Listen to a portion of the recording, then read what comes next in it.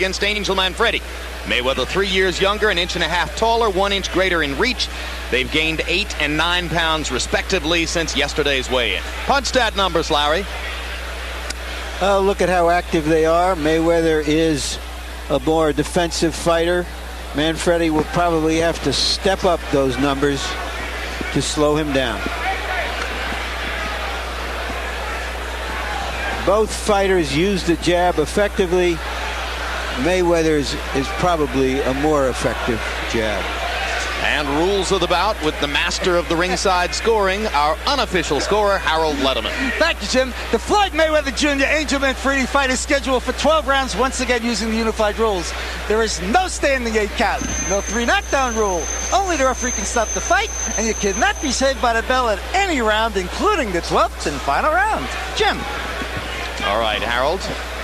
And now the walkout for Angel Manfredy, accompanied by the music of a hip-hop recording artist named Kid Rock, who has written special lyrics now to follow his friend. El Diablo, Hell's Angel, Gary, Indiana, Chicago, Illinois.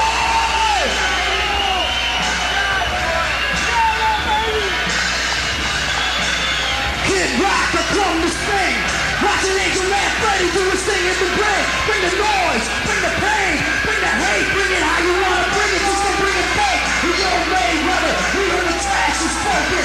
Bring it to the ring, not to charge, we broken, no choking. El Diablo's is smoking gun. Ask Scotty how the belt can get done. Nowhere to run, cause it's high tide. We can run from the devil, but you can't hide. Step aside, we ain't even here to come. We take the story to belt. Go ahead for the Prince's crown. Bring the noise, Miami! Bring the noise! Hell's Angel! Chicago, Illinois! Gary, Indiana! Hell's Angel!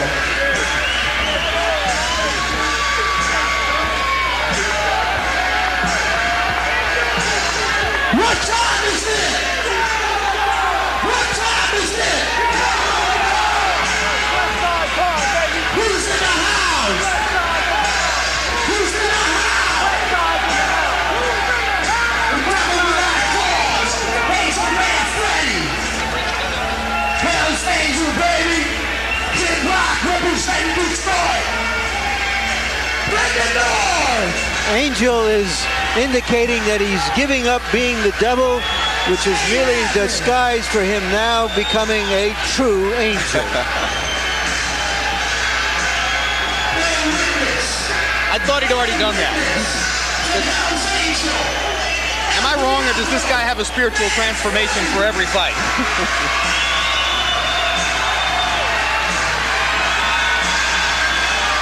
Another reinvention of himself.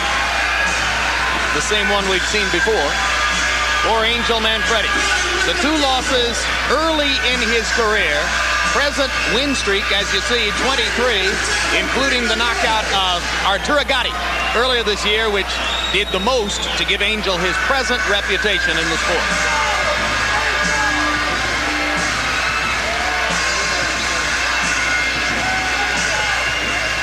Prince Nassim's promoter Frank Warren was there that night 8 months ago to watch Angel beat Gatti, and went back home to England to decide that his fighter shouldn't face Manfredy at this particular time. And there you see the little angels. There you go. Three children. For the recently married Angel, who got married on Thanksgiving Day to the mother of his 3 children and longtime other half, Yvette, lovely lady who comes to the fighter meetings with him and is clearly the calmer half of the Manfredy coupling. The 90s is the decade of grand entrances, and Angel is one who has made it grand for himself. Here you see Floyd just kind of walks in, huh? all the decades before the 90s. I'll be coming to the ring now, says Floyd Mayweather.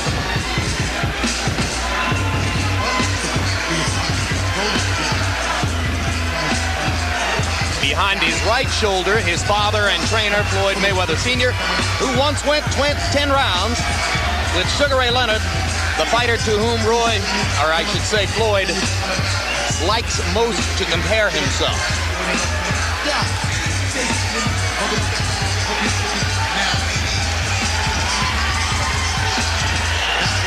14 fights so far since having turned pro after his bronze medal performance at the 1996 Olympics.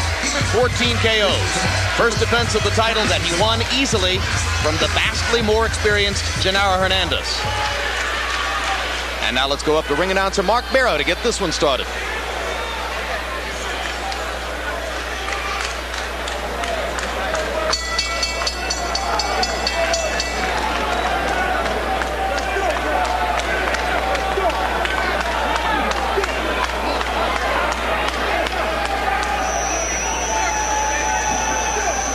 Ladies and gentlemen, Cedric Kushner Promotions in association with Top Rank Incorporated, the Miccosukee Indian Gaming, HBO Sports, and Budweiser, the undisputed, undefeated king of beers, This Bud's For You, presents the Network of Champions main event of the evening, 12 rounds for the WBC Super Bantamweight Championship of the world.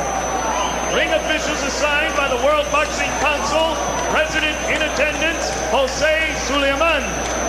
Your judges at ringside are from Tallahassee, Florida, Jay Cassis, from Tokyo, Japan, Ken Morita, and from Las Vegas, Nevada, Dalby Shirley. Your referee for this event from the Magic City silver sequin trunks with gold trim, weighing in at 130 pounds, his professional record, 25 victories, 2 defeats, 1 draw, and 20 wins coming by way of Manfredy. Manfredy. His opponent in the red corner, wearing red trunks with blue and white trim, also weighing 130 pounds. He is undefeated in 18 professional bouts with 14 wins coming by way of knockout, originally from Grand Rapids, Michigan, and now boxing out of Las Vegas, Nevada, the WBC Super Bantamweight Champion of the world, Pretty Boy Floyd Mayweather. For the WBC Super Bantamweight Championship of the world. Floyd, let's go, Floyd. Let's go, turn around, let's go. Angel. All right, gentlemen, we've gone over everything in dressing room. Let's just watch the low blows. Remember, here's the belt line. Keep them here above, all right? Watch your heads, just keep it fair. Questions? Questions here, questions here. Good luck to both of you. They're risking everything to win everything. But somehow when you risk everything, you wind up okay. Boy, Angel Manfredy is wearing leggings or stockings or something of the sort. Isn't that going to make him sweat more if the bout goes the distance? Yeah, it probably make his legs sweat a little bit more, but not too much because it's kind of cool here. It's winter time, so it shouldn't hurt him too bad. Yeah, plus there's massive air conditioning in the tent.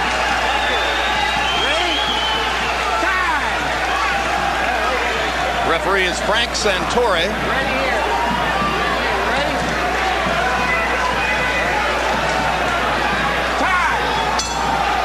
That was the tinkle of the bell for round 1.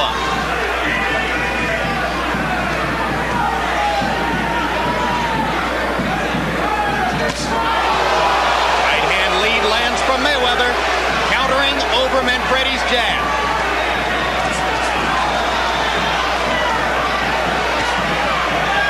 Floyd has very quick hands. Quick hands and quick feet. He punches you and then poof, he's gone.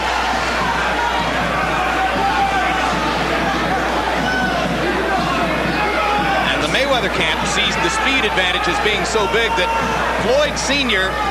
relentlessly insulted Manfredy in the promotional build-up to the fight. He took great pleasure in saying in front of Manfredy, he's a bum, and my son will beat him easily. The fighter was considerably more diplomatic in his public pronouncements and never misses the chance to say Angel's a good fighter, and I'm sure he'll fight well. And fighters usually try to maintain respect, good respect for one another.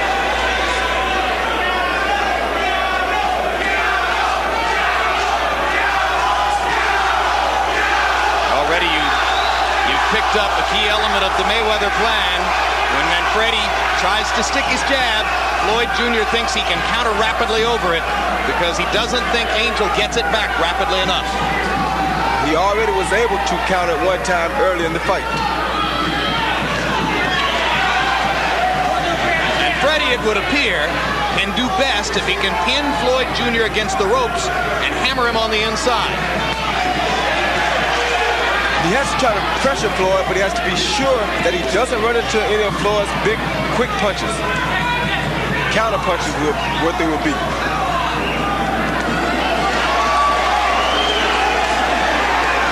And Manfredy trying to get to the body as he momentarily flashes Mayweather to the ropes.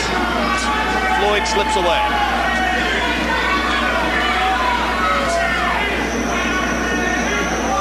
Mayweather starting to flick his jab.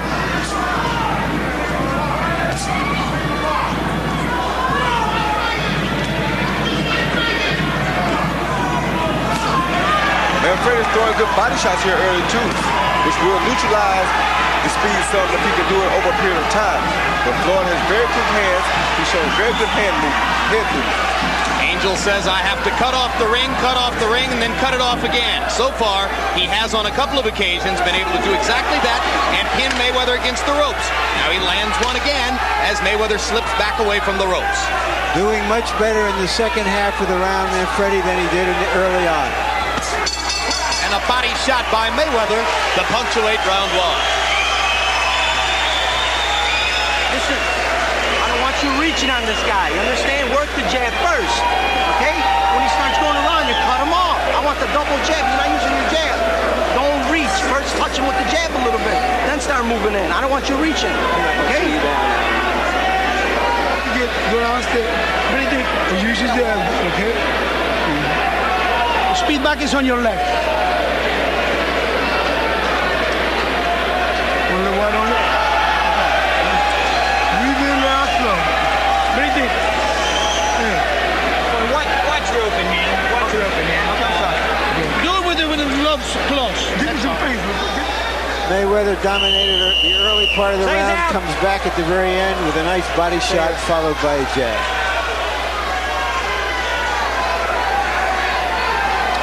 Incidentally, if you ever want a spectacular silver pair of boxing trunks like those worn by Angel Manfredy, you can get them from a woman in New York of Puerto Rican extraction named Margarita Santiago.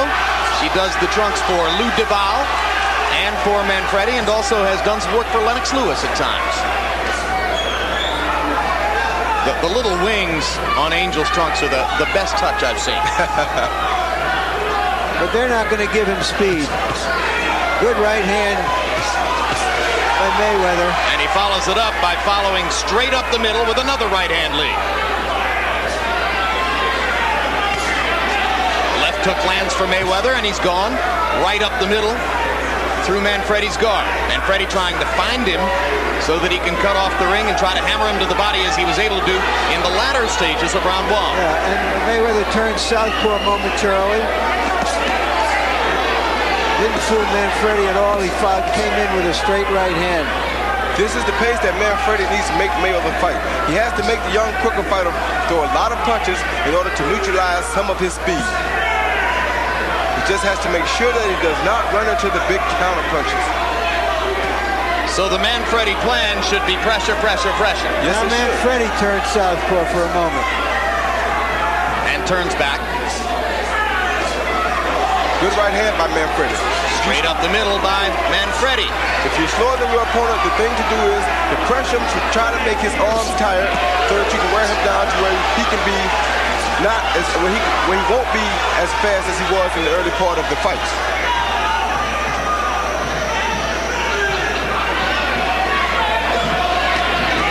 Right hand lead lands for Manfredy, and he comes back with a hammering left hook to the body.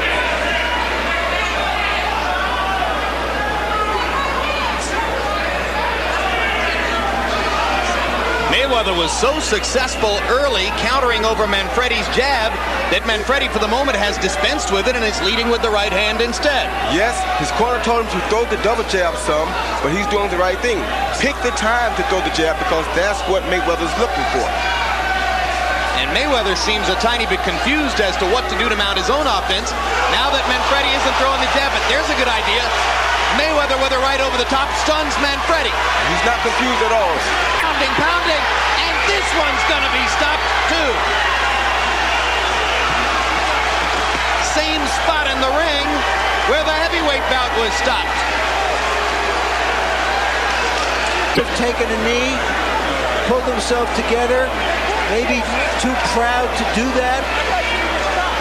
That's usually what happens with a champion. Much too proud to go down unforcefully. He seemed at a moment even to consider going down and pulled himself back up. And the difference here in the stoppage, guys, to me is that unlike Tua, Mayweather was landing virtually every punch in the rally.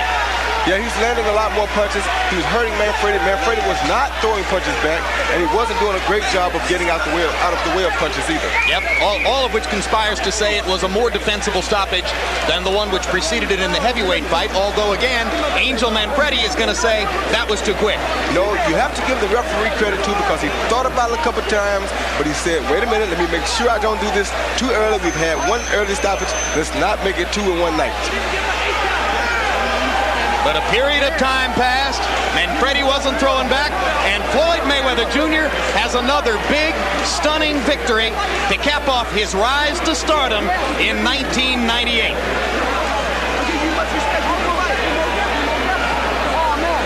And with yet another nod to Roy Jones and Shane Mosley and what they both accomplished this year, there, in the eyes of many, is your fighter of the year for 98, Floyd Mayweather Jr. That's real bullshit. That's bullshit. I think he's had a terrific year.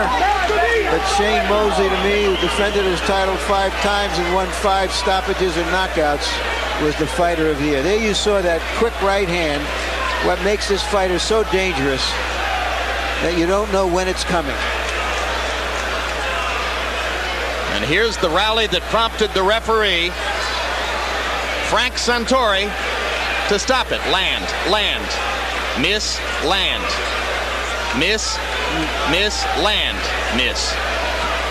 Notice Manfredi did not throw a noticeable punch during that whole time. Yeah, from this point forward, I don't think he throws another shot. Should have gone down. Would have given himself a chance to continue. Too proud to go down. Yes, he should have taken a knee. But there you go again. When a guy's a champion, they hate to go to the canvas. No champion wants to go to the canvas. Yeah, and while we were critical of the referee in the heavyweight bout, it's like NFL officiating. It's easy to criticize them. It's not an easy job to go do. No, it's not. That's why I don't have much to say about it. Let's go to Mark Barrow for the official particulars on this one. Ladies and gentlemen, the time, 2 minutes, 47 seconds of the second round. Referee Frankie Santori stops this bout. The winner by technical knockout and WBC Super Bantamweight Champion of the World, Pretty Boy Floyd Mayweather.